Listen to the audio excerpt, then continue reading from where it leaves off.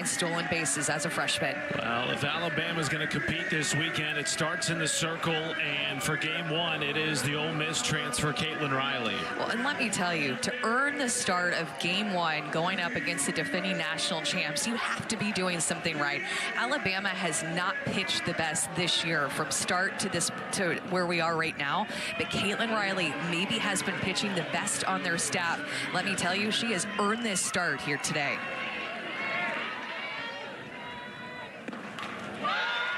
Cassidy Pickering comes up swinging for one of the better offenses, not just in the SEC, but in the country. Cassidy Pickering riding a 14-game hit streak at the top of the Oklahoma Sooner lineup.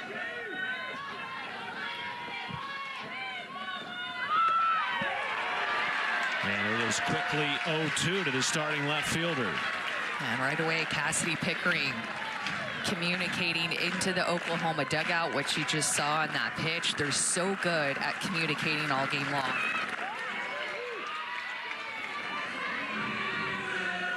It's an Oklahoma offense that is one of the best at getting on base. Top 5 in the nation in walks, top 5 in on-base percentage, runs scored, and home runs. They punish you when they get on base. They just make you feel like you have to be perfect, as Pickering fouled that one into her leg and wants to walk it off a little bit. But they're so disciplined, continually at the top of the nation and on base percentage because of their walks and their eye at the plate.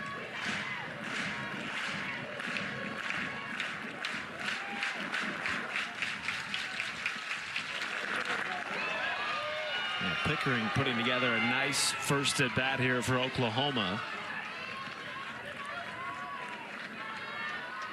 Sooners number 2 in the country, 35-3. All 3 losses coming in SEC play. And the 0-2 misses low and wide. And Caitlin Riley looks amped up, ready to go in this game. You see that little extra bounce in her step after some of these pitches, working from ahead. And then really changing speeds all throughout this great at-bat that Cassidy Pickering has put together. 8th pitch of the at-bat coming. What a full count. To take that pitch, look at her work her way back to this full count. This is why she is just continuing to get on base game after game after game, and why Patty Gasso has her in the leadoff spot. Lines this deep to left field, back on it, Johnson, and makes a leaping catch into the wall.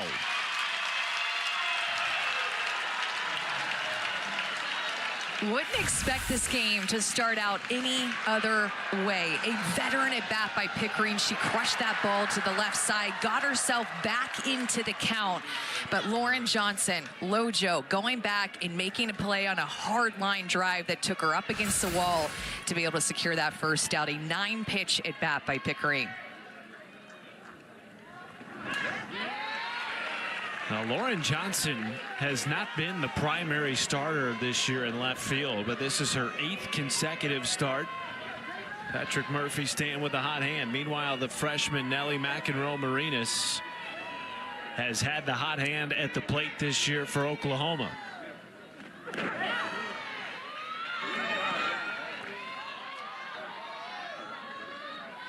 She is one of 14 newcomers, including 9 freshmen.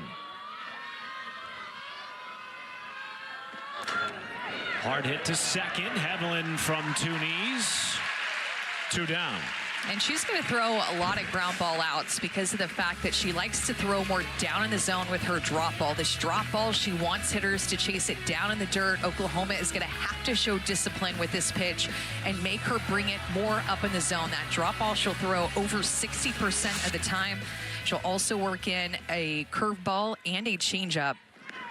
And that off-speed pitch that she is throwing early in this game today is absolutely working, throwing it already a little bit more to these Oklahoma hitters.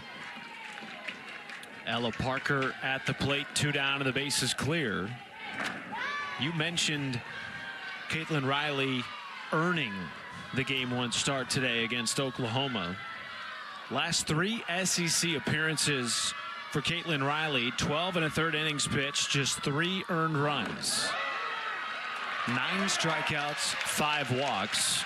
2 of those appearances against a very good LSU team, and the 3rd against Georgia. Ahead in the count here, 1-2.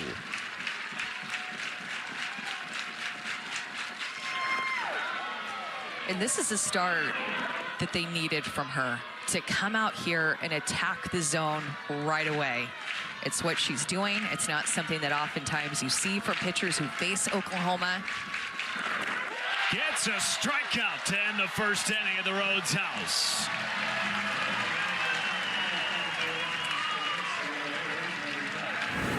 You can tell that Caitlin Riley wants the ball in this game against the defending national champs.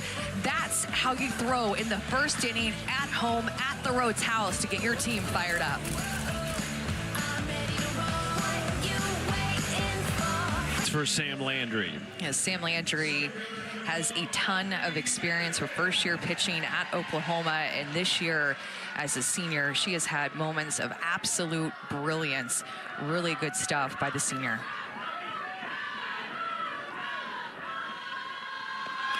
Audrey Vandegrift bunts it foul.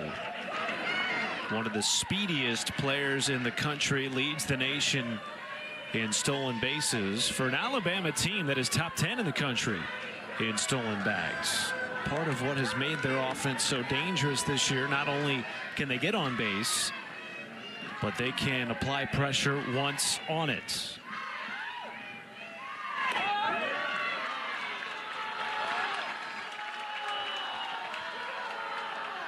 And Vandegrift, one of a handful of freshman stars this weekend at the Rhodes House.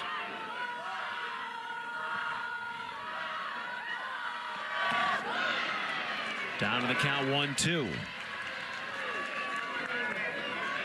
Sam Landry throws with not only good velocity, and the ball feels like a heavy ball. It feels like it gets on you in a hurry, but very good spin. It's that unique blend where you're not just relying on spin and throwing 60-61 and more of a thumber, and she's not just relying on her speed, throwing 69-70. She has such a good blend of both of those, which just makes her so tough to go up against.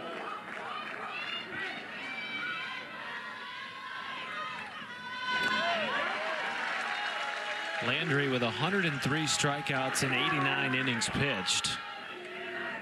And part of her success this year has been the use of the staff by head coach Patty Gasso. More arms around her has allowed her not to pitch as much.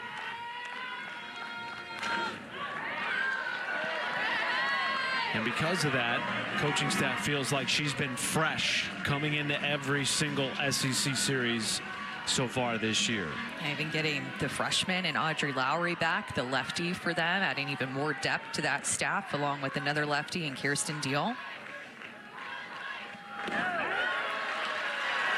Great first AB here from Vandegrift. We saw it in the top half of the inning by Cassidy Pickering. 8th pitch of the at-bat coming from Landry.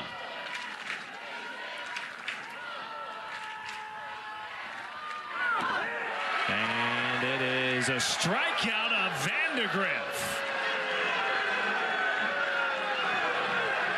It's an off-speed pitch that she got the call on, and that's a changeup that she will throw in any count, but she will split the zone vertically with her drop and her rise. She wants you to chase that pitch, and she will mix speeds in any count of the AB. Very confident in her changeup. That's why she threw it there for a full count pitch to the first hitter that she saw in Vandegrift to get the K.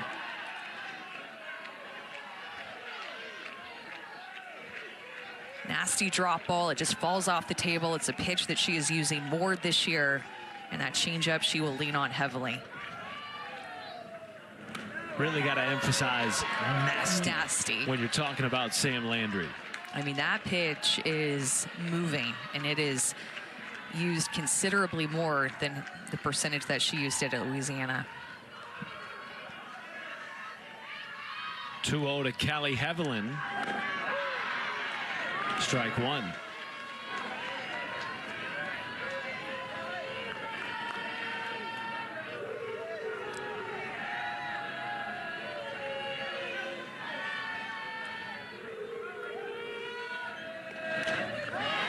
Another pitch, too. Talked about her drop and her rise and her changeup, but to get back into the count against Heaviland on that 2-0, she threw a hard screwball in. It's a pitch that she's felt more comfortable with throwing consistently, working with Jen Rocha, the pitching coach at Oklahoma. Definitely made some tweaks and changes with her tools in her senior year at OU. Heaviland crushes this to center field. It could go, and it's off the base of the wall. Heaviland into second base with a double.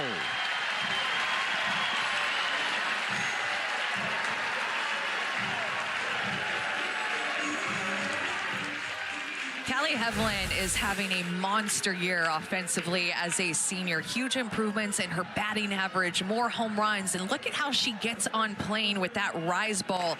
68, 69, up and in on your hands. That's not an easy pitch to barrel up, but she gets to it for extra bases and hits the sweet spot of the barrel to show the rest of her team we can get to this pitcher.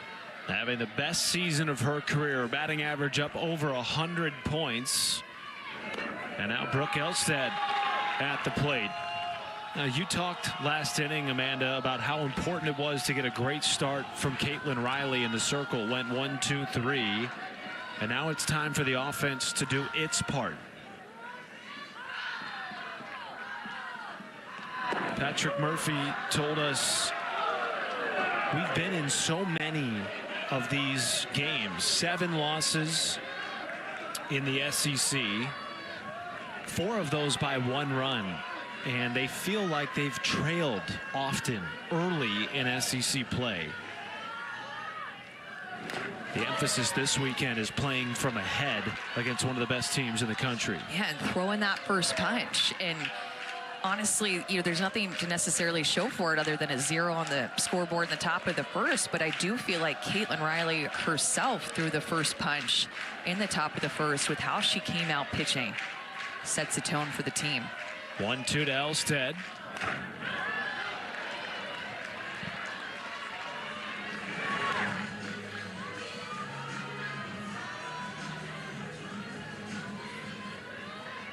Well, Elstead leads the team with 36 runs batted in. Began her career at the University of Louisiana.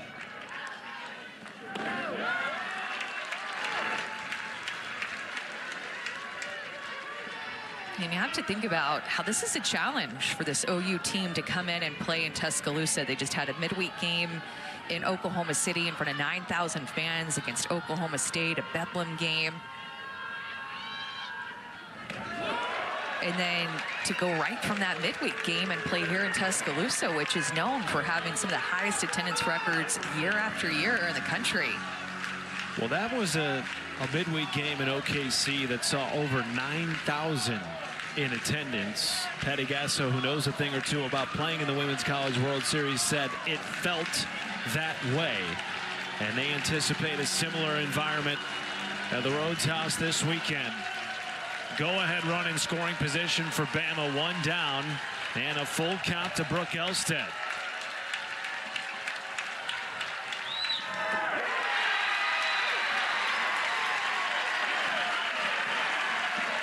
And it was in that midweek game, too, that Oklahoma State scored first. They were on OU early in that game, and when you watched it, it was like the tale of 2 different halves. OU got down, didn't look sharp the first couple of innings, and then just the game turned on a dime, and OU completely took control. And then OSU was a team that didn't look put together middle to end of the game. Oh, that got a piece of Abby Dukeshire, and now the bases are loaded for Alabama here in the bottom of the first. And guess who's coming to the plate? The starting pitcher, Caitlin Riley. Trying to go to that screwball, and it just gets the bottom of Dukeshire's leg. You can tell Sam Landry a little bit rattled here, and the crowd starts to feel it. They pick up on it too, and it makes them want to be even louder. And talked about Coach Murphy, the importance of throwing the first punch. A huge opportunity here early in this game.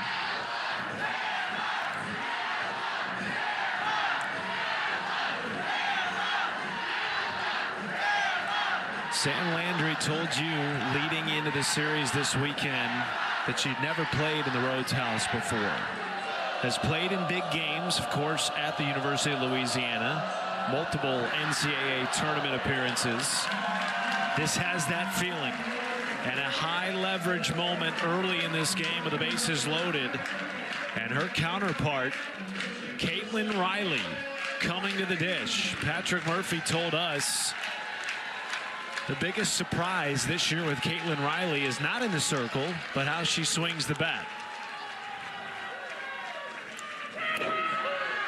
Take strike one. I mean, you saw how amped up she was and ready to pitch in that first inning. She's trying to calm herself down a little bit in the box for this moment. Right back to Landry, will flip it home and scooped at the plate. On a nice play was Isabella Emmerling to get the lead runner. Kind of an awkward play too by Sam Landry, but made an error on Wednesday night, but she's usually a very good fielding pitcher. Look at her, there's a lot of spin off the bat on that. You could tell it almost spun out of her glove, but she stuck with it, got the out, and almost turned two. 2 down for Marley Giles.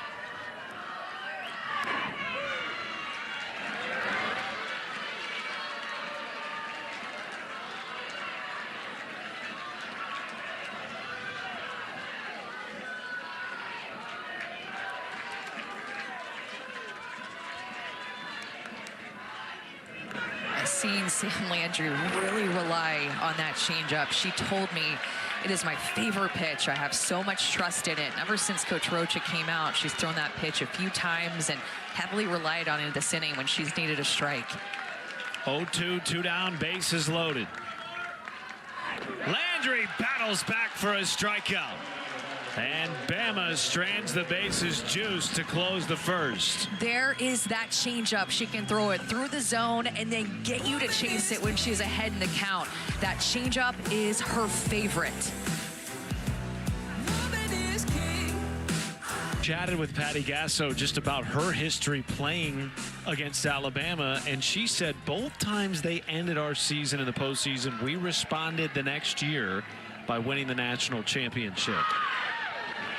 Motivation, and pointed to Patrick Murphy's Alabama Crimson Tide as a team that taught them something about themselves that, Amanda, they then applied the very next year to win it all.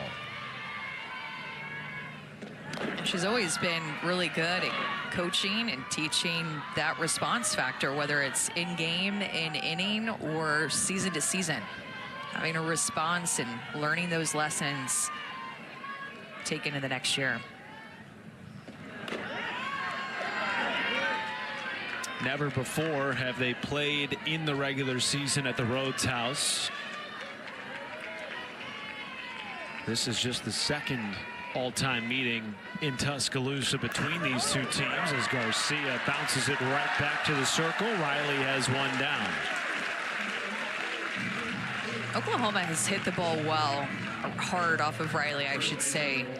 Already just 4 hitters, and Ella Parker had that strikeout, but the other balls that have been put in play have had some velocity to it. And as a defender for Alabama, you have to be prepared that the ball comes off of their bat a little bit harder. They don't miss hit a lot. You have to be able to make plays.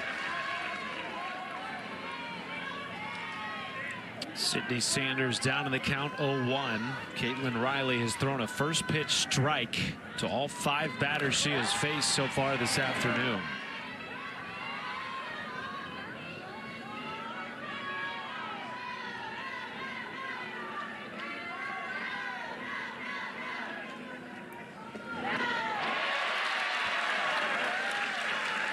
One thing that you're noticing too with this umpire strike zone is that you're getting the call more up in the zone a bit. With Riley, though, she is more of a down ball pitcher, but that off-speed pitch, she can locate it at different levels. Sam Landry has gotten a pitch called more up in the zone with her changeup, and so is Caitlin Riley. So just feeling out this strike zone early for what will be called more up in the zone.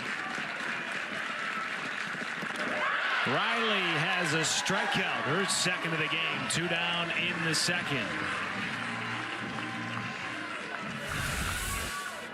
This is that drop ball, and she brings it up just enough from earlier in the at-bat to get Sanders to bite at it. Great in-at-bat adjustment for the location of that pitch by Riley to get the K. Well, now Sydney Barker with 2 down and the bases clear, a freshman from Rockland, California. Has hit .310 in 42 at-bats this year.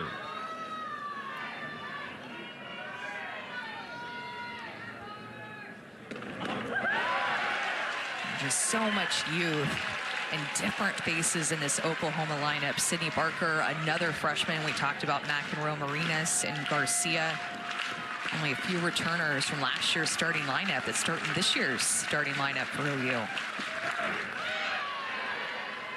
Well, and for Barker, she came in as a true shortstop.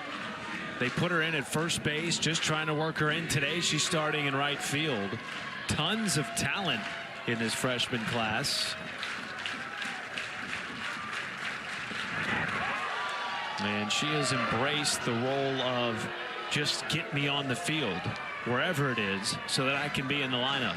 It does seem like they want to get her in the field. I feel like she's gotten a lot of different chances in different positions.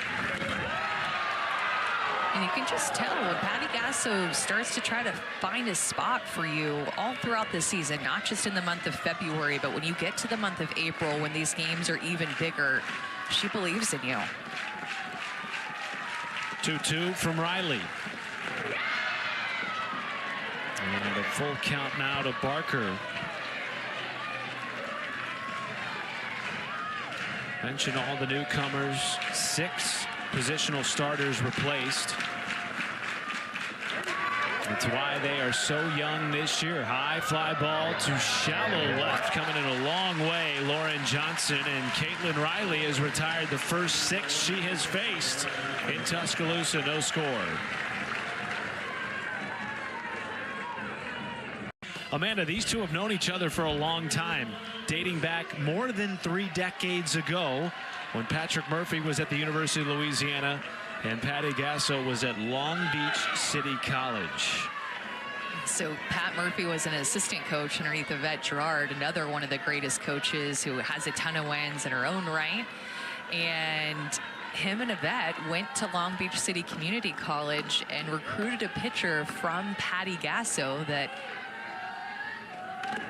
they got to play at Louisiana. So that was Nikki Kephart. And right away, Coach Murphy told us the story. We go back. I've known her for 30 years. And when we asked Coach Gasso about it, she was talking about how young Coach Murphy was at that time as an assistant coach. But yeah, that's where Coach Gasso started coaching at, was Long Beach City College. Larissa Pruitt lays off the 0-2. As she told us, my memory of Patrick Murphy when I first met him, just this young, scrappy, hungry guy. He's still pretty much that scrappy, hungry guy, just maybe a tinge of gray in the beard, unlike 30 years ago. Well, now the real full circle moment, too, is now he's facing a pitcher who transferred from Louisiana, and Sam Landry, and that's where Coach Murphy got going. 2-2 from Landry. Over to the right side, Agbayani with a bobble, and they still get Pruitt. Now, Patrick Murphy may challenge this. He's looking into his dugout on the third base side. Rarely do you see Agbayani bobble anything over at second base. Well, and she's so fast, she can cover a lot of ground, turns her hips, gets to that ball, and that slight bobble could be what ends up making Larissa Pruitt actually safe to get down the line.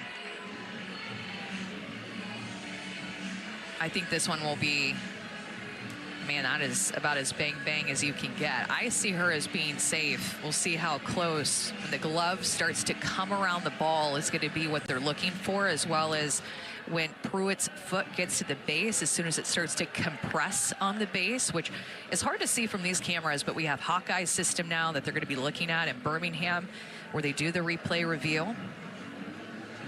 more frames per second that they're going to be able to take a really close, good look at, because with our view here, I feel like it's just too hard to tell.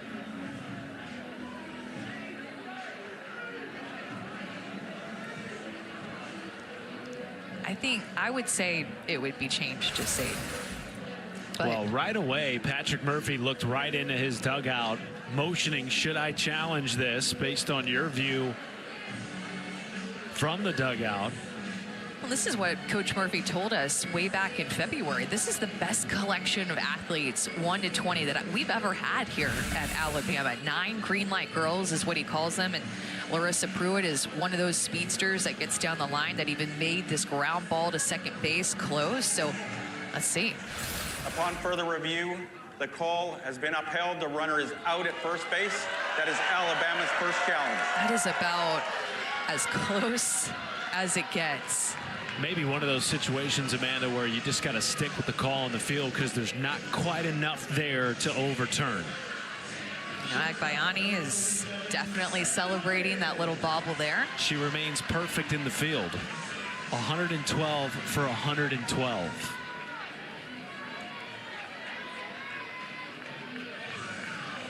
So, 1 down and the base is clear for Salin Hawkins.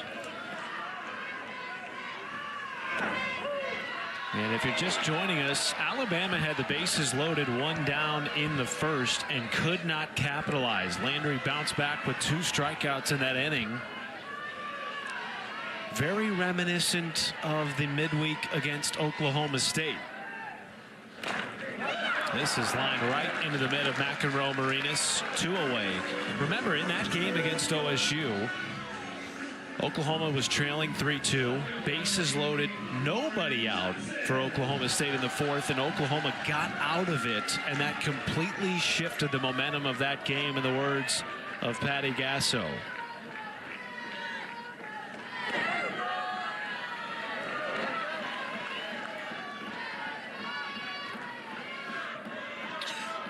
Lauren Johnson batting in the 9 spot.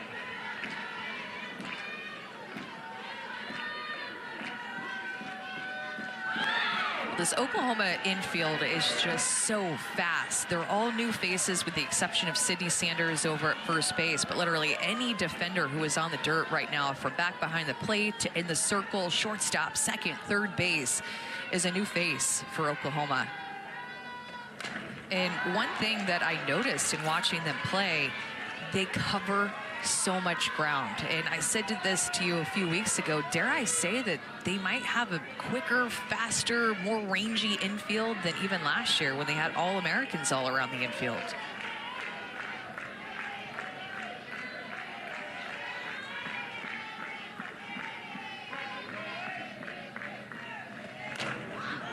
Well, with 9 freshmen, Patty Gasso told us it's certainly one of the youngest, if not the youngest team she can remember in quite a long time. And yet they're so mature and so athletic, Amanda, that they've already exceeded her expectations in terms of how they have been ready to perform week in and week out. Well, and they love to be coached. And that's one thing that Patty Gasso loves to do too, is that she was so excited even in the fall when you heard her talk about this team, is like, I get to coach again. Before that, it felt like they had been player-led for so long with so many veterans that had talent and success and leadership. 2-2 hugging the line, scooped in foul territory by one of those freshmen, Nellie McEnroe Marinas. The team just kind of felt like it ran on its own. But for Patty Gasso, she said, it's time for me to get back to teaching again, which is my favorite part of coaching, is that teaching aspect. And one thing that she loves to teach especially is defense. Time called by the home plate umpire, Chelsea Clark. 2-2 count.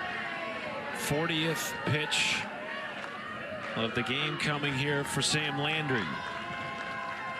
And she does not quite get the strikeout. Johnson fanning at it, just got a piece. Both of her strikeouts of the game so far have been on that changeup. Both strikeouts coming in that first inning.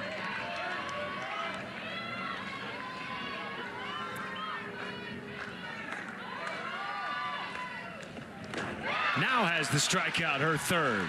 And that ends the second in a scoreless tie. That changeup that you're so worried about as a hitter facing Sam Landry is what sets up her speed to feel even faster. High heat with the rise ball for the third strikeout.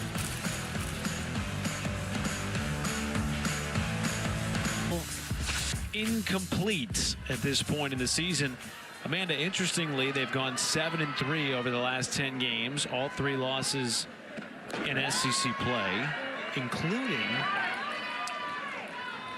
an SEC home series loss to Tennessee, which was their last SEC series before this weekend here in Tuscaloosa.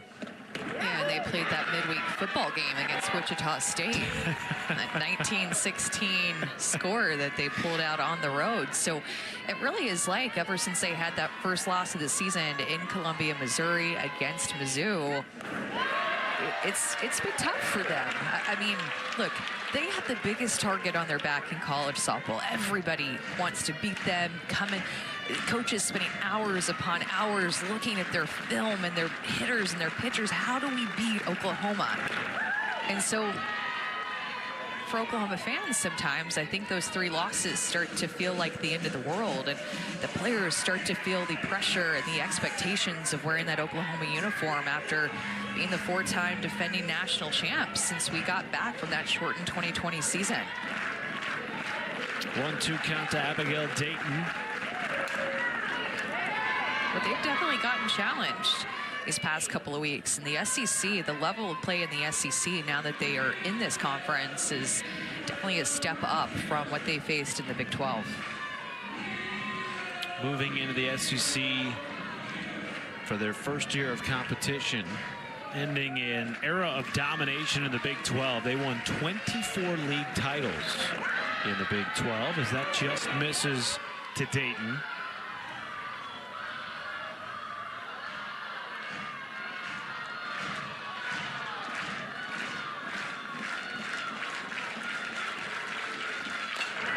Two is up the middle and into center field.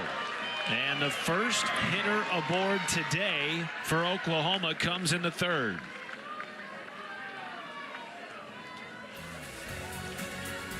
Well, the inaugural League One Volleyball Championship match is Sunday afternoon, 4 Eastern, right here on ESPN2. Omaha will take on Austin for the title.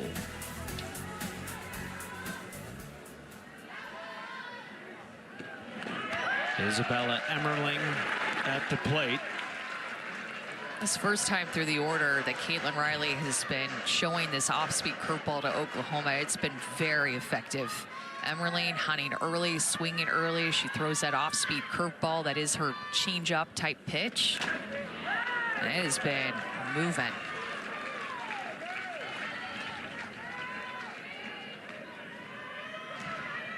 Well, for Alabama, replacing Kayla Beaver, who was the ace last year, there was some discussion about who would take that over this year. As this is launched into left and foul. Caitlin Riley has sort of solidified herself in SEC play as the Game 1 starter. Transferring over from Ole Miss, has pitched in many a big game for the Rebels. 3 postseason appearances in her time in Oxford.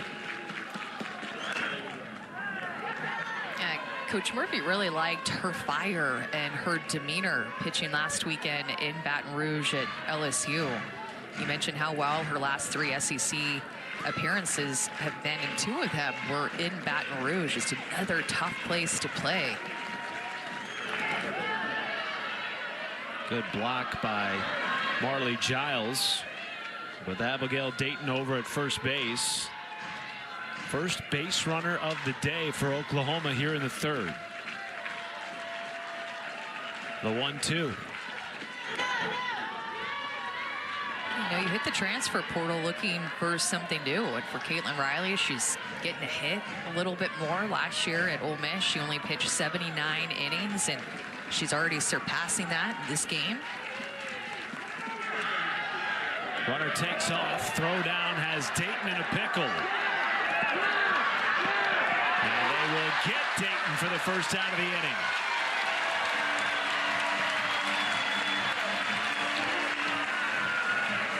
Looked like Dayton saw that throw was going to beat her, and so she just put on the brakes right here. Like, okay, I'm going to get thrown out. Let me get myself into a pickle and see if I can get them to make a mistake. And ends up going out of the baseline toward right field, and going to be an out for Bama.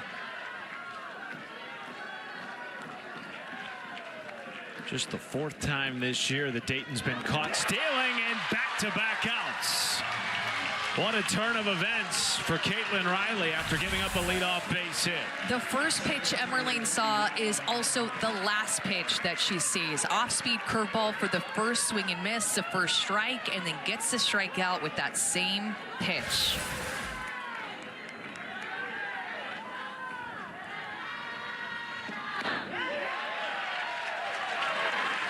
So with 2 down and the bases clear, taking on the 9-hitter Ailana Agbayani, Riley has a chance to face the minimum through 3. It's just not easy to come in here and play in the stadium. It's a sold-out crowd, and everybody wants to see Oklahoma play in person. Everybody wants to see their favorite team play Oklahoma in person. Agbayani to the left side, Hawkins there, and a 1-2-3 inning for Caitlin Riley. No score, middle of the third here in Tuscaloosa.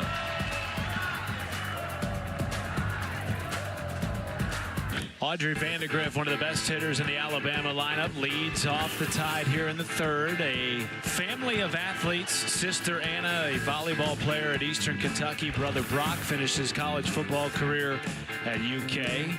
She's a multiple-time state champion in the track and field world in high school, and she leads Division I with 45 stolen bases this year. She is just a freshman, but Amanda already making her imprint on this rich Alabama softball program.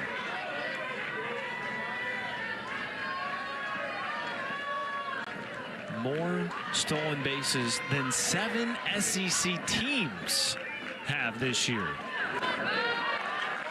So many different ways to get on. She can hit for a little bit of power and get on. She can walk, and then a walk turns into a double with her speed. She can lay down a drag that the corners have to respect. At third base, Nellie McEnroe-Marinas creeping in.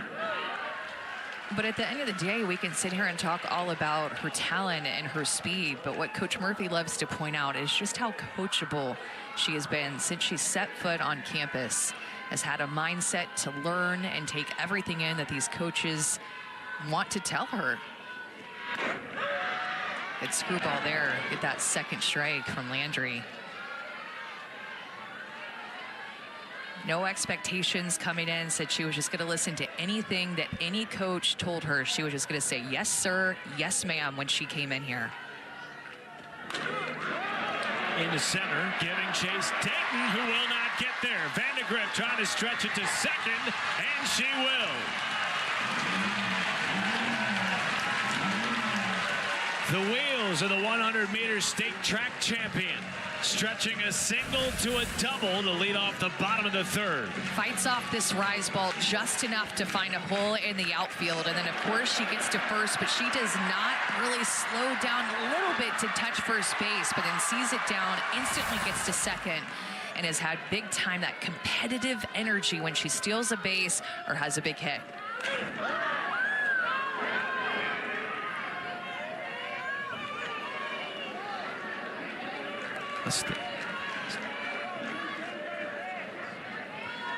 Callie Hevelin has already doubled in this game. That was back in the first, in which Bama had the bases loaded. Arguably the fastest player in the SEC in scoring position. You can see at second base how close her feet start together when she gets her lead. She'll do the same thing at first when she's about to steal, but see how close they are together right now. When she gets down into her start position to get her lead, that's where she stays. That is so unique, and that is all her track background. All-state in multiple events. the 100-meter, the 200-meter, and the relays. How does this start compare to Amanda Scarborough's start? Not quite the same, but I look like an average softball player with my start position there. This is looping in the right field, giving chase on by Ani. Vandegrift is going to tag up on a fly ball that gets 10 yards into the outfield. And that's why Audrey Vandegrift is able to take third base on a shallow fly ball to down the right field line, because she knows her speed. Speed is her game. She takes pride in it. She's always going to push the limits, and she easily gets to third base. But that position that she puts herself in helps get even more out of her athletic talent. Into left field, caught. Vandegrift will tag, and Alabama takes the lead on a set fly by Brooke Elston. And this is why that speed was so critical to get her to third base. On a miss hit out to right field, her speed got her to third, and then a sacrifice fly scores her for the first run of this game. 2 down, and the base is empty for Abby Dukeshire. And Sam Landry calls time. This is the start Alabama desired in game 1 against the second-ranked Oklahoma Sooners. Striking first. A point of emphasis by Patrick Murphy this week with his team. Again, 4 of their 7 SEC losses by just 1 run. They have been knocking on the door with a team that is also young. Popped up right side and called off. Landry. Sanders makes the catch. Patrick Murphy will join us on the broadcast next with a 1-run lead after 3 in Tuscaloosa. Pitching coach for Alabama, and it'll be interesting, Amanda, to see what adjustments they do make. Riley faced the minimum through the first 3 innings, including a pair of strikeouts, allowed just that 1 hit to Abigail Dayton back in the 3rd. And now taking on Cassidy Pickering, second time through.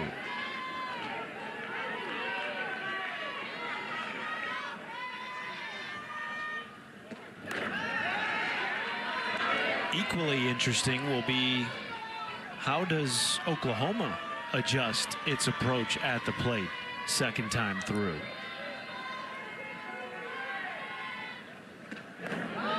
Interested to see specifically how they handle that off-speed curveball that Caitlin Riley threw for such a high percentage the first time through the order.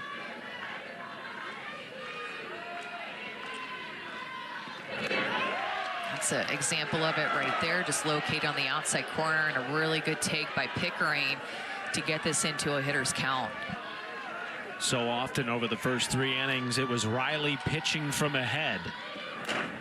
2-1 up the middle, backhanded on a diving play by Hevelin, but not in time. Throw gets away, but Giles doing a nice job of backstopping at first base, keeps Pickering at bay. She just continues to put together quality at bat after quality at bat. She's reached base in 17 straight games on a 15-game hit streak, playing big and playing out of her mind right now.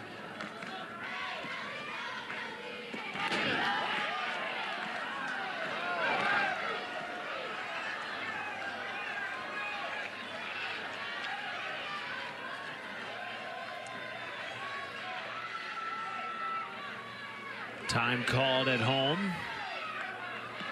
Nellie McEnroe-Marinas batting just a touch under 390. The redshirt freshman from Hawaii on a tear. You know, you talk about Cassidy Pickering riding that 15-game hit streak. 7 home runs for Nellie McEnroe-Marinas over the first 12 SEC games. So confident right now in just her first season on the diamond for Patty Gasso. High fly ball right field, shielding the sun. Pruitt and makes the catch, one away.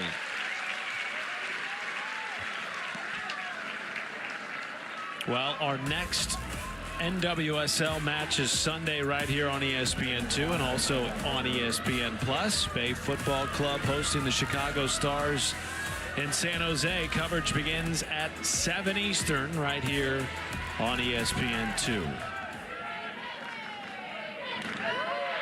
Tying run aboard for Ella Parker, who has dealt with injury much of this season. In fact, she was wearing a boot right up until first pitch. Chopper off the glove of Riley, spinning to make the throw in time at first base. What a play by the Ole Miss transfer. 2 down in the 4th. What a play by Caitlin Riley to stick with this. Pops it up to herself, then gathers herself to make that play. And what's so hard about that, if you're a pitcher wearing a face mask, is because she looked up, her face mask is all in her eyes. So she almost makes a blinded throw to first base. Because what you see that mask and it moves around. It doesn't just stay in the exact same position. So as the ball hits off of her, she's pitching, it's moving around. When she went to make that throw, her mask had moved and was all in her eyes. Gabby Garcia launches this to center. Vandegrift is there to make the catch. Riley pitches around a leadoff infield single. Oklahoma trailing by 1. We'll chat with their head coach, Patty Gasso, next.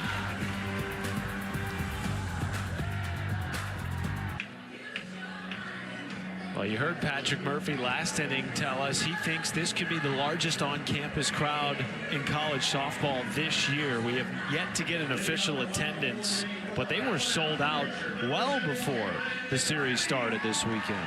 Well, these two programs sell out everywhere that they go. I mean, Oklahoma has been traveling around to different places and setting record crowds every place that they visit. But Alabama, I mean, has an incredible following as well.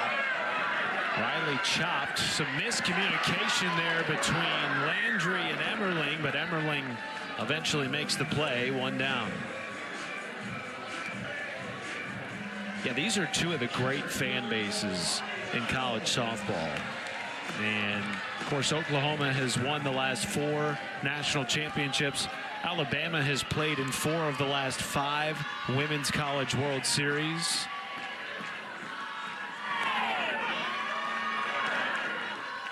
So much momentum and hype, particularly right now in this stretch of 5 years for these two programs, as Marley Giles makes her second plate appearance today.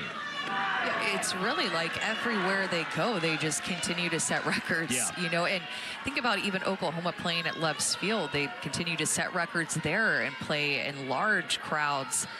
Whoever they play against, they pack that stadium. They had a record-setting crowd whenever they played Missouri.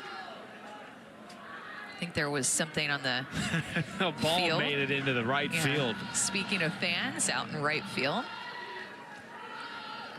those folks were lining up hours before first pitch.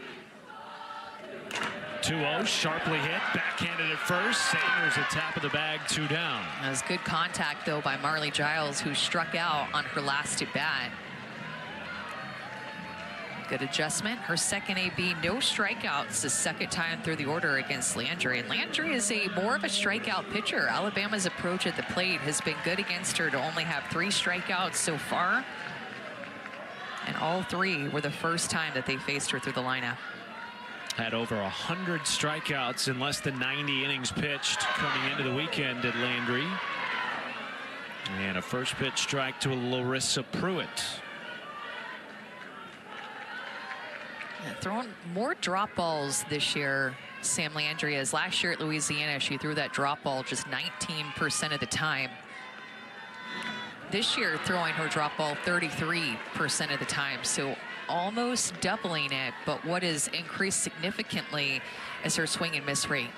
Up 30%, getting 30% more swings and misses on her drop ball, which is a pitch obviously she's been throwing more, but in this game, I've seen her pull out that rise ball more than I expected.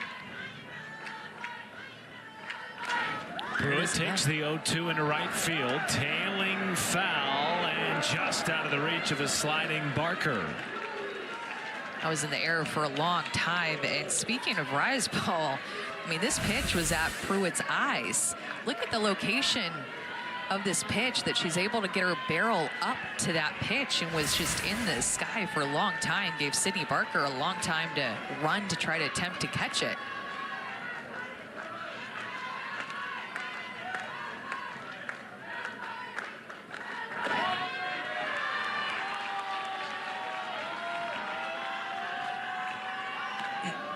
Sam Landry is from Mont Belvieu, Texas, went to Barbers Hill High School, just has a deep history of Division I pitchers come from that school. Randy Rupp and Jessica Mullins, Sophia Simpson, who is at Texas right now.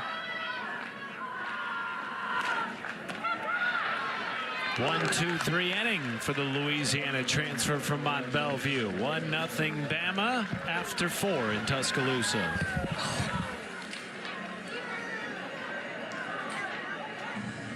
In Tuscaloosa, this being the first time in the regular season. It's the only time since 2011 that Oklahoma did not reach the Women's College World Series. And it's a moment that Coach Gasso told us that when she goes to speak, she always shows and talks about that moment. In fact, Oklahoma had a 3-1 lead, and we're facing a lefty hitter, Marissa Runyon. Paige Parker in the circle as a freshman, lefty on lefty matchup, and then Runyon hit that grand slam to win it. A moment that is one of the most epic moments, goosebump moments in super regional history. And it's, you know, the game that ended Chamberlain and Penley, Lauren Chamberlain and Shelby Penley's season. Everything was riding on Paige Parker that year. And then it was next year, after Paige Parker being heartbroken after the season ending that way, that she came back with vengeance and won a national championship that very next year. First walk of the game for Patty Gasso's Oklahoma Sooners. By the way, they came back that next year in 2016 and won it all. One of 8 national titles won by Patty Gasso at Oklahoma. Tia Malloy pinch running at first base for Sydney Sanders. Sydney Barker at the plate for Oklahoma. Nobody out, top 5 and a 1-run Alabama lead.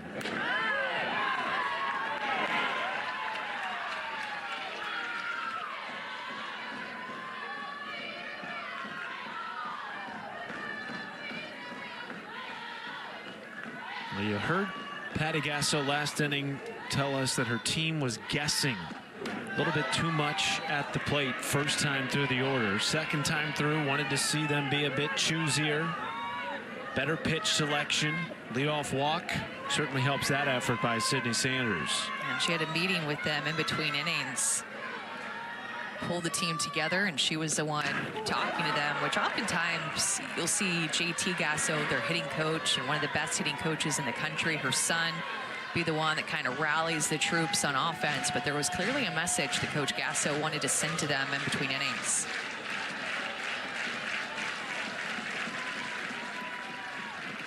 One-two into left field, headed towards the gap. It is down for a base hit. Malloy will stay put at second base on a nice throw in by Lauren Johnson. Back-to-back aboard for the first time today for Oklahoma. Look at Sydney Barker stay in her legs to stay with that off-speed pitch. Just sunk into her legs to try to keep her barrel with that pitch as long as she possibly could. That was a freshman on a 1-2 count and hitting a pitch, taking it away from Caitlin Riley, that off-speed curveball that has been so successful for her in this game. Great adjustments and back-to-back plate appearances by Sydney Sanders to draw that walk, and then that 1-2 swing on the off-speed curveball by the freshman to get a hit.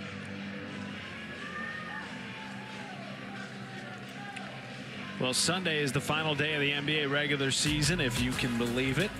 Playoff positions on the line. Our ESPN doubleheader starts at 1 Eastern with the Pistons and the Bucks, followed by Clippers, Warriors. Both matchups pit teams in the thick of the playoff hunt in the East and in the West. Coverage tips with NBA Countdown, noon Eastern. Go-ahead run is aboard with nobody out in the 5th.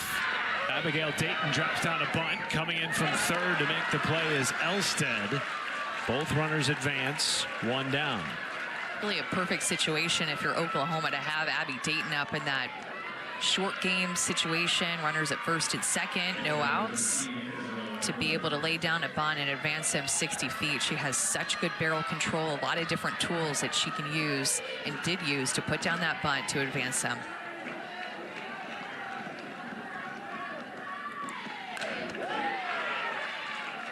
Well, don't let Isabella Emmerling's batting average fool you. 12 of her 22 hits are for extra bases, including 9 home runs. She is made for these moments. Down 1 with 2 on and 1 out. Right back to Riley, looking Malloy back to third, 2 away. Another statement of a play by Riley. That ball was hit hard. She gets herself into a good fielding position to be prepared to field her position after she releases the ball. Great reacts. That easily could have gotten past her and up the middle of the field for a run or 2 for Oklahoma. Agbayani to second, Hathaway to first. Major statement by Caitlin Riley, stranding 2. Bama maintaining a 1-run lead.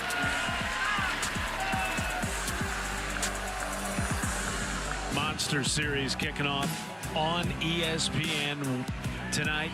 Game 2 at 6 Eastern. The defending SEC champs taking on the national runner-up Texas Longhorns. Major series in Austin this weekend. Interested to see if Carlin Pickens pitches. Last night in game 1, she pitched the first inning, and then Karen Weekly took her out. So really made some noise in the softball world, wondering about that move. Pop up by Salin Hawkins to Gabby Garcia, 1 away.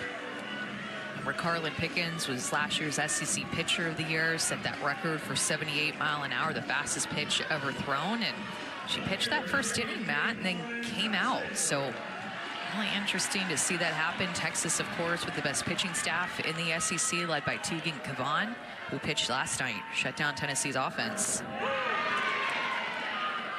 It was a game that Texas won 3-0 at home. And now trying to take the series from Tennessee and maintain their top position in the SEC.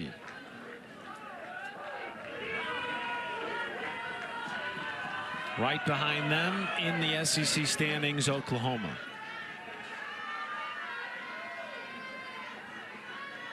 Lauren Johnson at the plate, second time through in the 9 spot. Drops down a bunt, fielding her position well is Sam Landry, 2 away.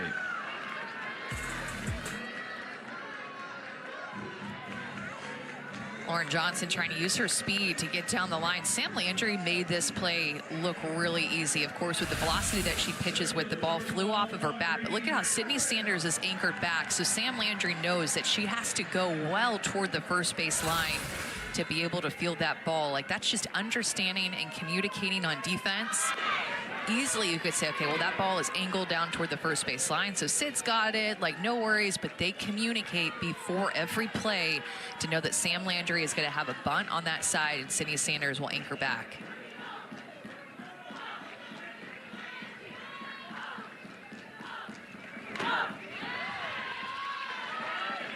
Landry, a proven winner. 3 seasons at Louisiana, led the Ragin' Cajuns in wins all 3 years, and was top 10 in the nation last year with 24 wins in the circle. Ahead in the count, 0-2 with 2 down and the base is clear. Yeah, and ball 1 to Vandegrift. Those glasses are absolutely her trademark. She said she started wearing them her junior year of high school, and she can't even remember why she started wearing them on this day, but it was playoffs her junior year, wore the glasses, and threw her first ever perfect game. So now she wears them ever since. And they have to be clear glasses, by the way. She has black frames too, and maybe some other ones, but she is known for this glasses look, which Christina Hamilton, who pitched at Louisiana, also had some frames that she wore. So she ended up going to Louisiana and was, compared to Christina Hamilton because of their talent and success, but of course because of the glasses look too. That's a good reason to keep wearing them. Absolutely. She said she's really superstitious, obviously, and has just been wearing them ever since. And little girls now look up to her and notice that she wears glasses and are inspired to wear glasses on the softball field as well because of her. She gets a lot of messages on Instagram about it.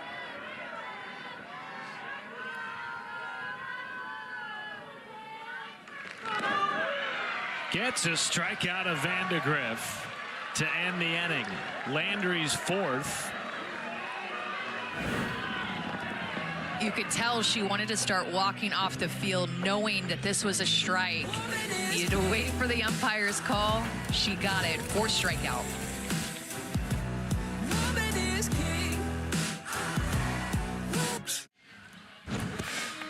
Coach Murphy, the head coach for Alabama, said that we need to throw punches first this weekend. And the person who threw the very first punch was Caitlin Riley with a 3-up, 3-down inning in the first inning. And the way that she attacked these hitters did not take time to get into gradually getting into this game. She was ready from pitch number 1 and gave Alabama such a good start. 5 innings pitched, no runs given up, and just 3 hits to this Oklahoma offense that is one of the best in the country.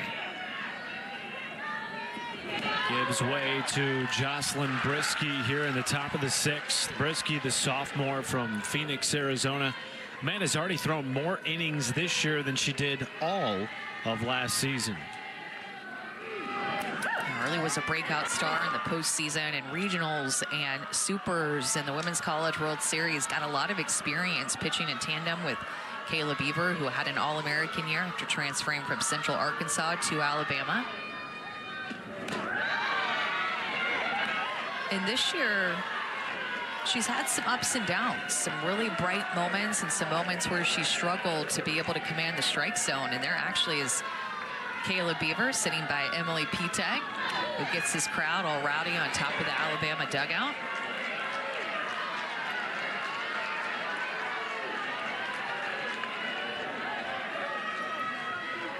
(3-1) count to Pickering. The thing that Brisky is going to have to do is throw strikes. When she throws strikes, she has really good spin and movement, vertical break both down and up, rely on that drop ball a ton.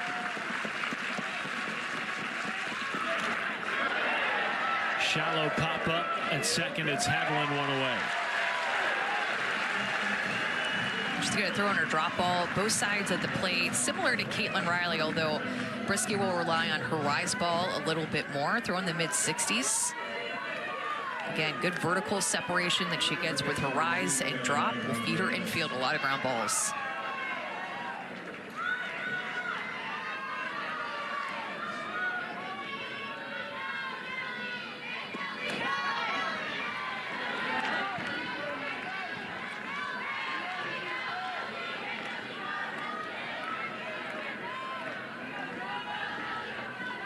Nellie McEnroe-Marinas trying to start a rally in the 6th.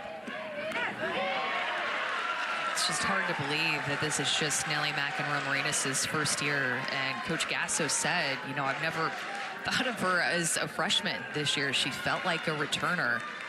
I think she was there last year, but didn't play. One of the captains on this team. Sharper hit to first, 2 away on the tap by Dukeshire. Well, the inaugural League One Volleyball Championship match is Sunday afternoon, 4 Eastern, right here on ESPN2. Omaha taking on Austin for the inaugural championship.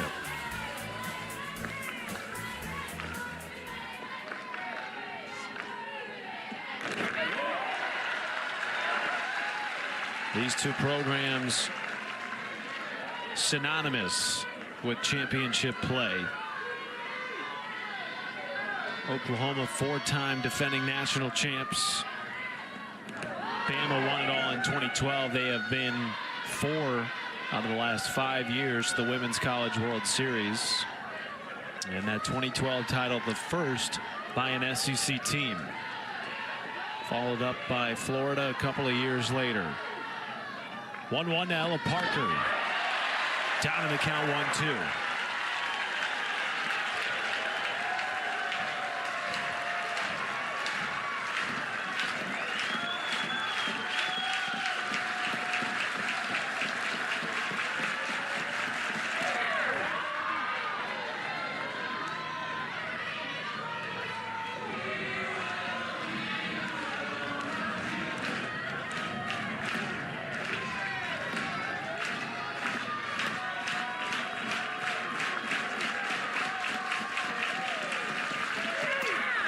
Parker to second. Haviland completes a 1-2-3 inning out of the bullpen for Jocelyn Brisky. And it's a 1-0 lead for Alabama as we head to the bottom of the 6th in Tuscaloosa.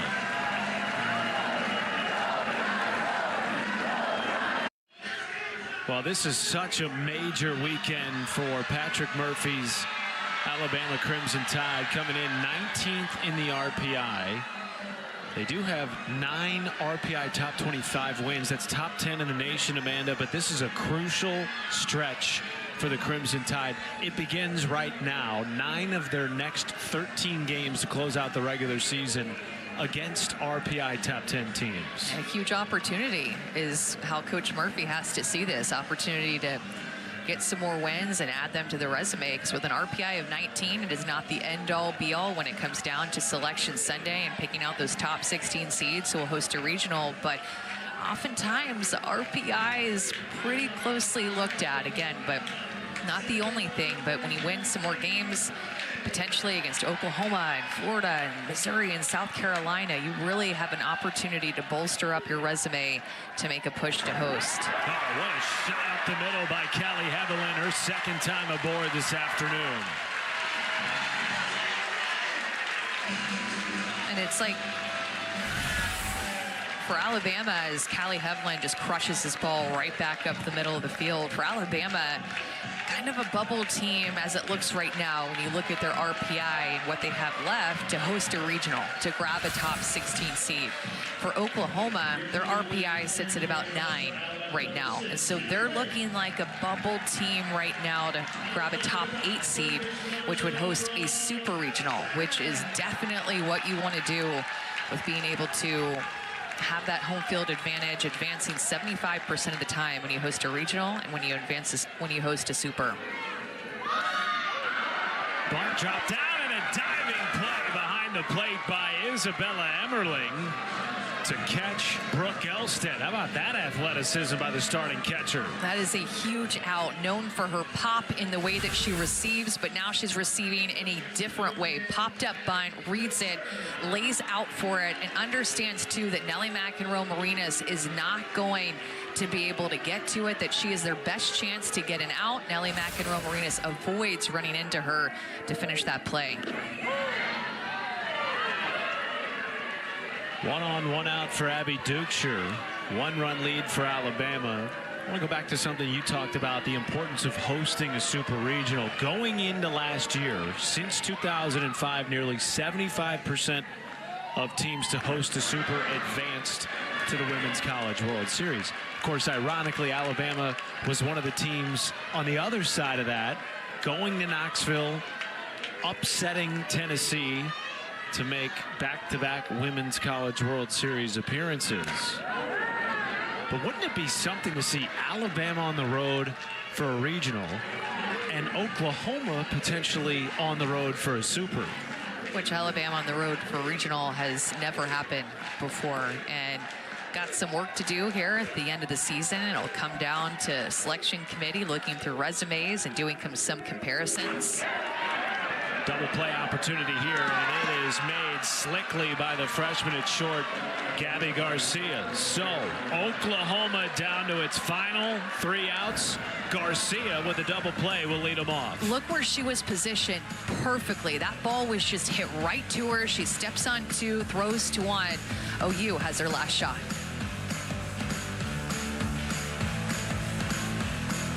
Alabama in front of a sold-out Rhodes House crowd with a 1-run lead entering the 7th. Jocelyn Briskey back in the circle, taking on the freshman Gabby Garcia. Meat of the lineup here for Oklahoma. Amanda, down to its final 3 outs. And you know that Oklahoma is not going to go away easy. Just a 1-run lead for Alabama.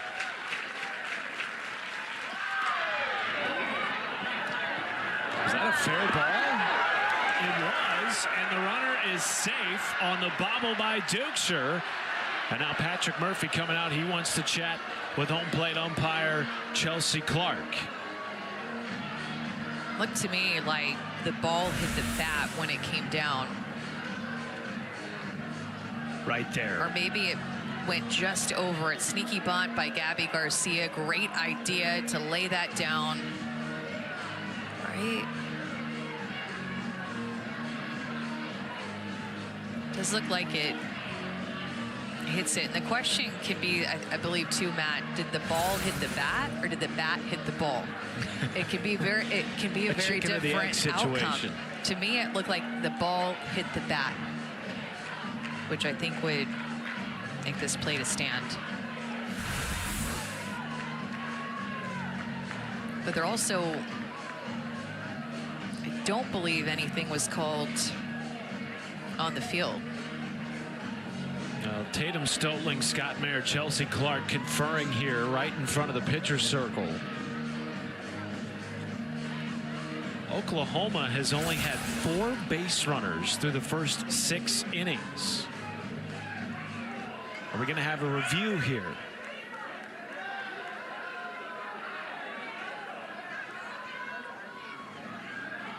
Here's Scott Mayer. Alabama is challenging a runner's lane violation. Oh, okay, really took a right turn. Yeah, and I think that we've seen this a lot, even on this field, a runner interference. So we'll need to take a look at where Gabby Garcia is running and if it interfered with Callie Heflin taking the ball at first base. That's what we're going to be looking for. So we'll see where Gabby Garcia was running. Does she ever get into the runner's lane? Doesn't look like it to me. And so then the question is, did it interfere with Callie Heflin taking the ball at first base? And I think that you could make the argument that it absolutely did. Second challenge by Alabama today. Patrick Murphy challenged early in the game. Upon further review, there was no runner's lane violation. The Alabama runner is safe at first base. That is Alabama's second challenge. And both times today, he has challenged to no avail. So Gabby Garcia is aboard. This is one where it's subjective, and we can go over it in our weekly calls and talk to the umpires about it, but I feel like sometimes you're just going to get different subjective calls with if that was or was not batter runner interference. I was really confident about, because I had seen that exact play happen right here, sitting in my exact same seat in the Alabama-Georgia game. And I really thought I was going to get that one right, but rarely do you get it, quote unquote, wrong. I'm not even going to say you got it wrong because it's so subjective. Either way, Gabby Garcia with a great idea to lay down a bunt to get on base, down by 1 run in the 7th inning. Garcia represents the tying run at first. 2-0 count to Sydney Sanders. 3-0. And now Marley Giles going to trot out to the circle. You talked about it earlier when Jocelyn Briskey took over in the 6th. At times this year, she has struggled with accuracy. This is not the team you want to struggle with accuracy against. It's probably going to be just a full-fledged take here by Sydney Sanders, who walked also on her last at-bat.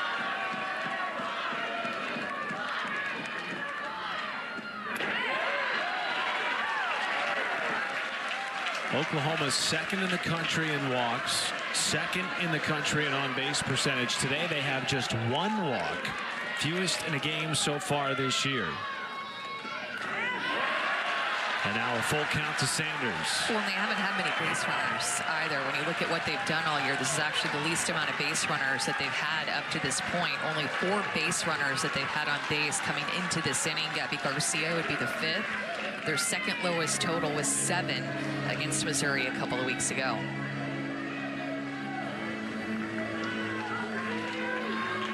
Our next NWSL match is Sunday right here on ESPN2 and the Plus. Bay Football Club hosting the Chicago Stars in San Jose. Coverage begins at 7 Eastern.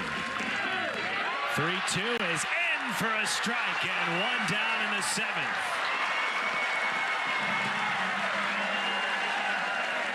Looked like Sydney Sanders was looking to walk in that at bat. An impressive job by Brisky to get back into the count. She fell behind 3-0, worked her way back in, and the umpire back behind the plate has had a higher zone. And Brisky gets the call with the change that we have seen called several times since the first inning.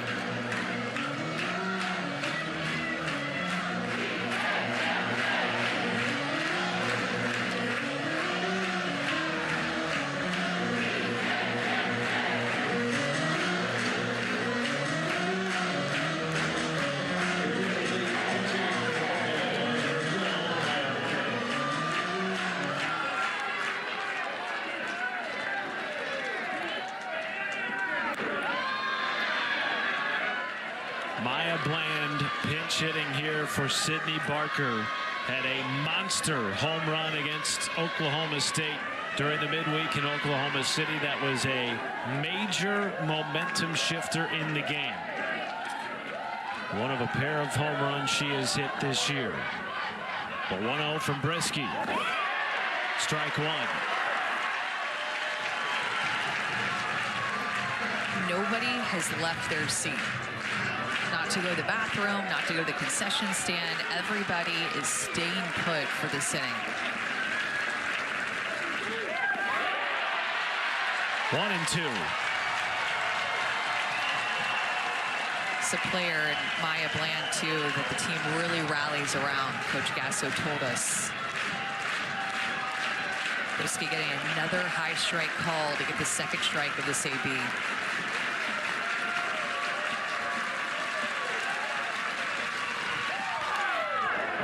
Drive into right field. Back on it is Point. It is gone!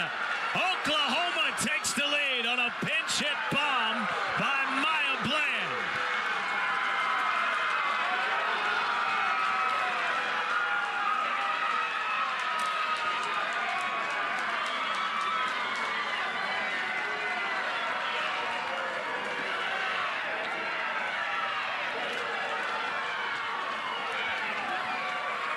Just too predictable. I just said nobody has moved from their spot, and I bet more than half of the fans could predict that a changeup was coming, and Bland was one of those people sitting back on a changeup that is right down the heart of the plate, not fooled at all. Saw her teammate, the hitter before, strike out on the changeup. She makes the most of it with 2 strikes. What a moment for Maya Bland. Again, what a week for her. Multiple home runs now for Bland this week in major spots. And she puts Oklahoma ahead for the first time in this game in the top of the 7th with a 1 down. And now a 2-0 count to Abigail Dayton. And that's why that bunt single by Gabby Garcia was so important. It was a great idea, but I just have to go back to the no call of batter runner interference when I was almost sure that that's what it was going to be. Huge call, because that home run would have tied up this game instead of giving OU the lead. This crowd went from fever pitch to almost dead silent. And Alabama with 7 losses in SEC play, 4 by 1 run, many of those blown leads late in games. Yeah, unfortunately for Alabama, if you're an Alabama fan, you've seen this happen all throughout the year, that you have the lead late in the game but just cannot finish in the 6th or in the 7th inning.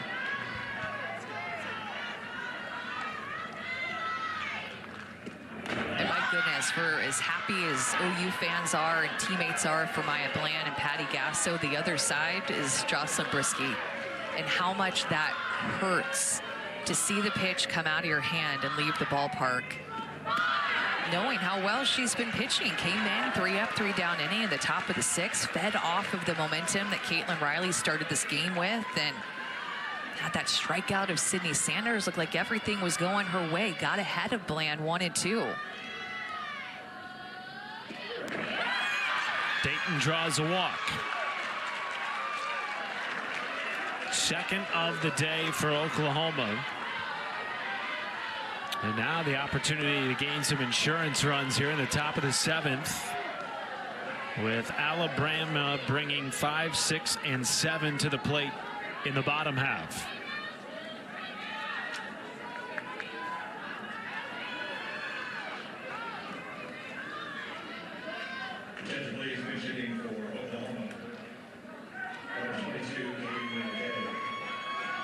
And Katie Lee McKay will pinch it for Isabella Emmerling in the 8th spot.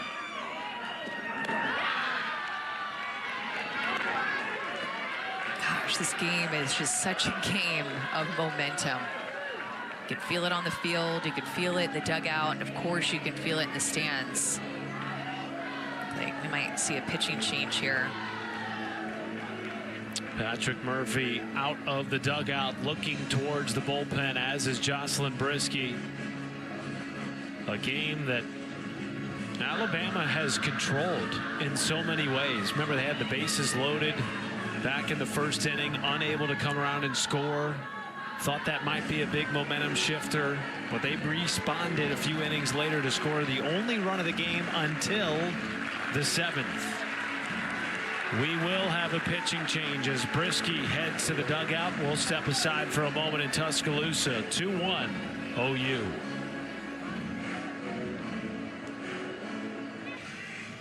So in the middle of the count, Patrick Murphy will go to the second-year LSU transfer, Ailey Johnson, in the circle. Johnson will come in and bring this changeup that she likes to throw in any count. And if you're Oklahoma, you're loving the fact that Alabama has shown you 3 different pitchers in this game, in game 1 of the series. And conversely, OU has written with Sam Landry for all 6 innings to this point. Katie Lee McKay, the pinch hitter. There's that changeup.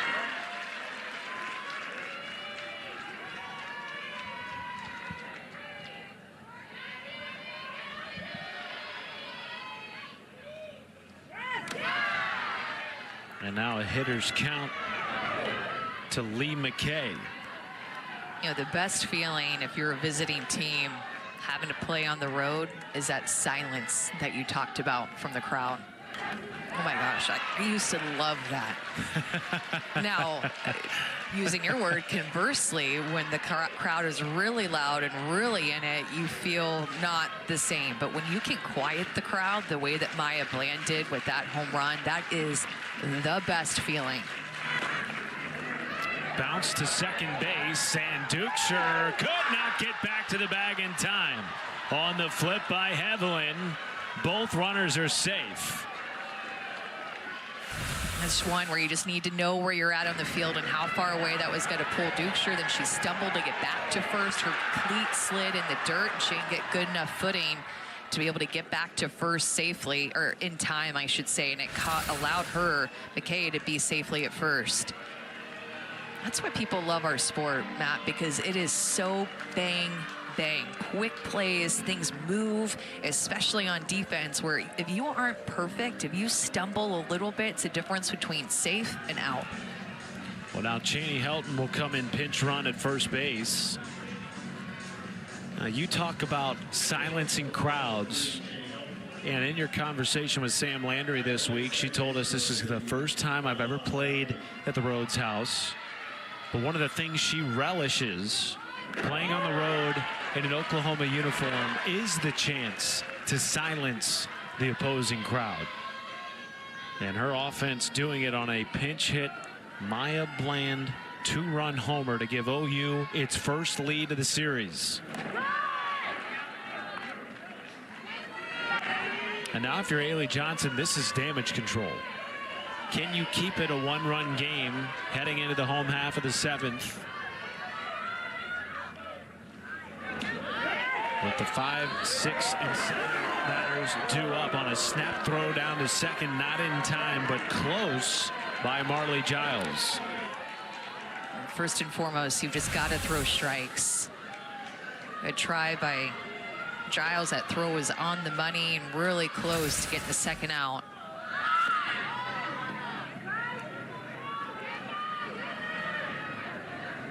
Abigail Dayton's having fun over there at second base. She has stolen 12 bags this year. Though remember, back in the 3rd, she was caught stealing for the 4th time this season. Here's the 3-1. Down the left field line, fair ball. Here comes Dayton, she will score, and they'll put the stop sign on Hilton. It's an RBI double by Ailana Agbayani.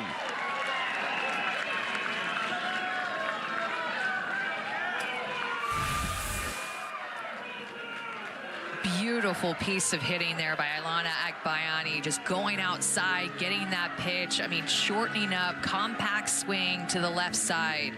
Line drive down the line. I mean, that was beautiful. Turns over the order now, and a hot Cassidy Pickering is going to come up in this inning that has already been a big inning for OU. And another pitching change for Patrick Murphy. Some words of encouragement to his infield, who has played so cleanly today until this point.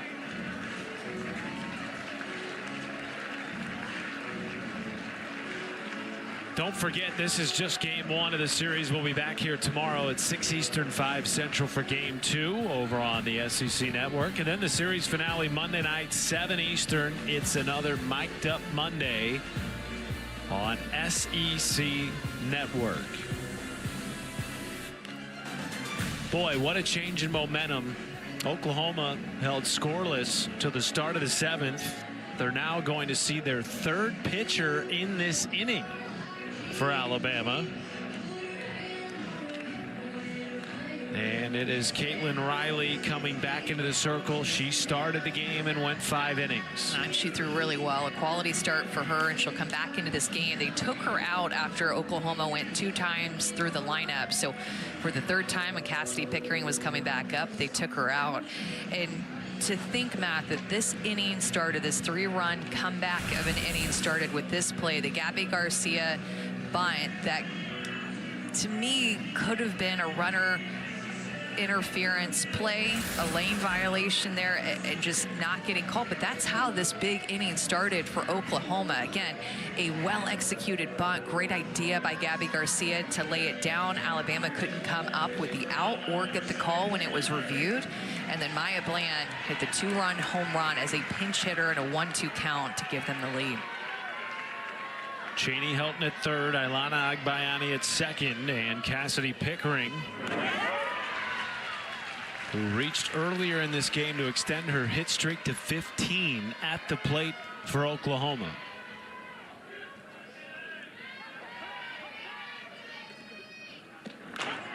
Line drive left field, another run will score. And Oklahoma has opened up the game in the 7th. They lead by 3. Every run that they score just gives them more and more confidence to go out in the bottom of the 7th inning. Now an even bigger cushion. Cassidy Pickering, another good piece of hitting. That is 2 lefties in a row, just slashing the ball to the left side, going with that outside pitch, and committing to the swing, like Coach Gasso said in her mid-game interview. Runners at the corners for Nelly McEnroe-Marinas. This is the merry-go-round you can ride on when Oklahoma comes to the plate, and they just find ways to get on. So good at passing the bat and keeping rallies alive. Bunt drop down, and it is picked up in fair territory. So another run comes in. They get McEnroe-Marinas first, but Agbayani makes it 5-1. I mean, just pouring salt on the wound at this point with a couple of hard hit balls and then a squeeze that Coach Gasso calls with McEnroe Marinas, who leads their team in home runs in SEC play, laying it down, great execution, and Agbayani was running on that pitch, and all of a sudden Oklahoma has a 4-run lead. And they have officially batted around in the inning.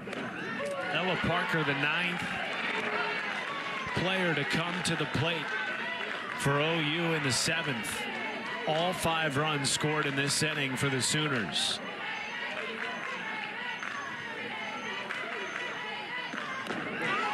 A bit of a lack of communication too on that squeeze play. I mean, Marley Giles was the one who ended up fielding that bunt right on the squeeze, and better communication, she would have known that the runner was essentially stealing home and could have turned around, potentially get her into a rundown, but it looked like, or potentially even let the ball roll foul to see if it was going to roll foul on that play. A lot of different options. She chose to go one, and Agbayani easily was able to score, but didn't look like a lot of communication going on to prevent that run. To third, long throw is made by Elstead, and Alabama has a large mountain to climb, trailing by 4, thanks in part to Maya Bland's pinch hit 2-run bomb.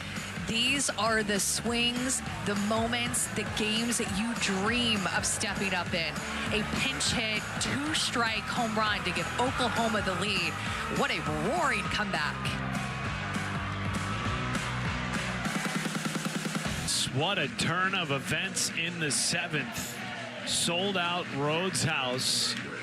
Everybody staying in their seats with Alabama up 1 and needing only 2 outs to take game 1 before a furious comeback rally by Oklahoma. All 5 runs scored in the 7th, and now the Crimson Tide need 4 runs to extend the game down to their final 3 outs, and they will send Kristen White to the plate to pinch hit in the 5 spot.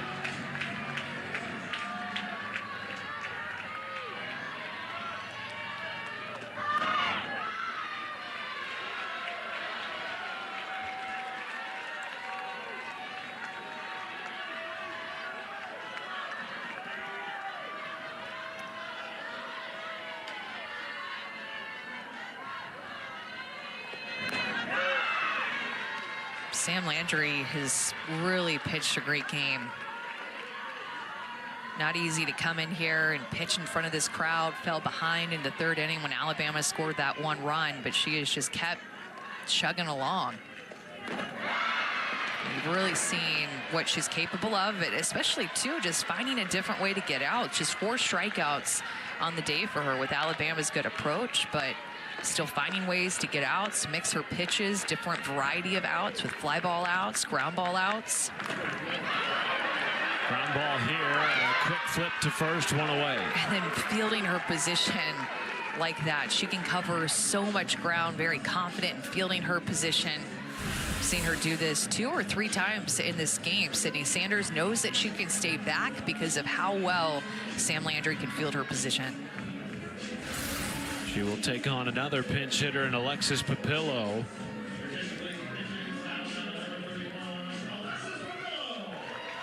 Landry has been so good this year. Sub-2 ERA, 12-2 in the circle. 2 outs away from her 13th win. And 2 outs away from a resume boosting win for Oklahoma. Just outside the top 8 in the RPI entering the weekend. Patty Gasso told us, their goal is to be somewhere in that 1 through 5 range, solidify a home super regional if they get to that point.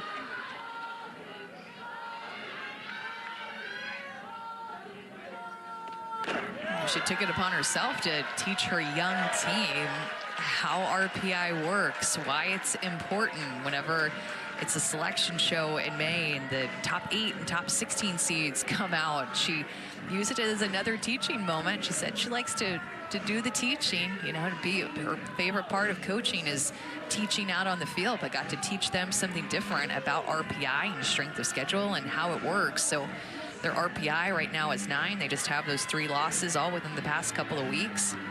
Strength of schedule is 41, and I'm interested to see if that strength of schedule with a really soft non-conference strength of schedule in particular comes back to haunt Oklahoma and keeps them out of a top 8 seed. We'll see. So many games left to be played. They have to be able to finish strong and keep winning, as winning and your win percentage is a large part of what goes into the decisions. 3-1 to Papillo. Takes a strike. Part of that conversation, too, is the other side of the coin. Are they in this position with such a young team, replacing so many of the starters from last year, if they had had their traditionally really tough non-conference slate? It's a big motivating factor for Patty Gasso scheduling the way she did early in the season. Yeah, you can definitely see why you'd want to take that route as a coach. You know that you're to be graduating legacy type players, one of the best classes, or maybe the best class to ever play our sport, and have a really young, different team. So in February and March, want to play a little bit of a softer schedule, knowing that SEC play awaits you. Papillo putting together a nice at bat here, fighting off the 3-2. As Larissa Pruitt due up behind her, then Ceylin Hawkins and Lauren Johnson. Alabama down 4 in the bottom of the 7th. After trailing by 1 entering the inning. Leading by 1, rather. Just know, Matt, how defeating feeling it is if you're wearing an Alabama uniform or an Alabama fan to feel like, all right, we got this one. We're up by 1 against the defending champs. We basically just had control of this game through the first 6 innings, and then 7th inning comes and it's just totally changed. Papillo goes down on strikes, the 5th of the day for Sam Landry, and Bama down to its final out.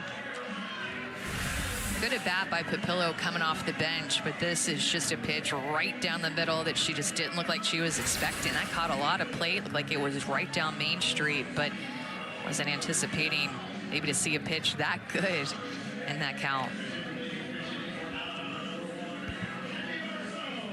Well, Kennedy Marceau will be the 3rd pinch hitter used in this inning, batting in place of Larissa Pruitt.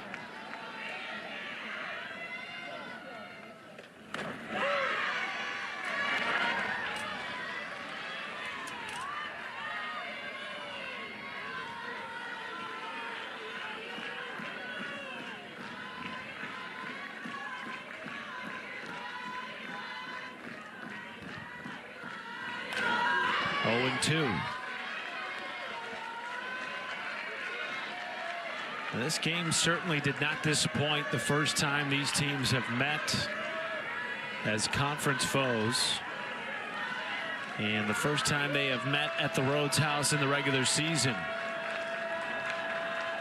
Furious comeback attempt by Oklahoma is solidified on the 6th strikeout of the game for Sam Landry, her 13th win, and putting the exclamation point on a 5-run 7th inning in comeback fashion. Great start and complete game thrown by Sam Landry. And I mean, if there is anything that we know about Oklahoma, is that they just do not go away. Biggest target on their back in college softball. Everybody wants to be able to say that they beat them, but Oklahoma just feels like they always have the last word. What a comeback win. 5 runs in the top of the 7th inning. That pinch hit home run on a changeup. Unbelievable moment. They had just 4